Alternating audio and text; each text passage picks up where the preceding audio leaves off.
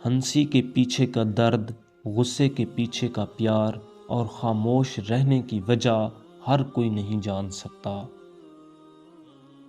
دولت اور حسن کی لالچ میں اپنی سیرت مت خراب کریں، کیونکہ دولت دنیا میں اور حسن مٹی میں دفن ہو جائے گا۔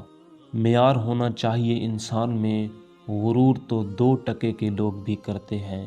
بوڑھا ہونے میں ذرا سی دیر نہیں لگتی، بس ذرا سا غم لگ جائے تو انسان بوڑھا ہو جاتا ہے۔ توڑنا نہیں جوڑنا سیکھیں، کیونکہ توڑنے والوں کی حویلیاں بھی ویران رہتی ہیں اور جوڑنے والوں کی قبریں بھی آباد رہتی ہیں۔ اتنے رشتوں کا کیا فائدہ جب ہر دکھ تکلیف اکیلے ہی کاٹنی ہے؟ لہٰذا خود کو مضبوط کر لیں تاکہ اپنا غم خود اٹھا سکیں۔ دونوں صورتیں یقین کی ہیں، کوئی اللہ پاک کے لیے سب چھوڑ دیتا ہے اور کوئی اللہ پاک پر ہی سب چھوڑ دیتا ہے۔ عورت خود ایک بڑی طاقت ہے، اتنی بڑی کہ مرد پیدا کرتی ہے۔ اس محبت کو سلام جس کے آخری الفاظ تھے، میری امت میری امت میری امت۔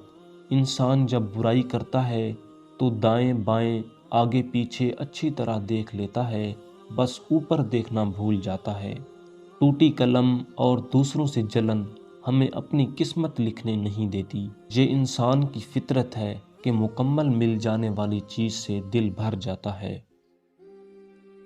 حضرت علی رضی اللہ عنہ نے فرمایا، 3 لوگ جب آپ کے سامنے بات کر رہے ہوں تو انہیں مت روکیں، والدین، بچہ اور غم زدہ انسان، کیونکہ ان کا دل بول رہا ہوتا ہے۔ ماں وہ ہستی ہے جو گناہگار کو بھی دوزخ سے بچا لیتی ہے۔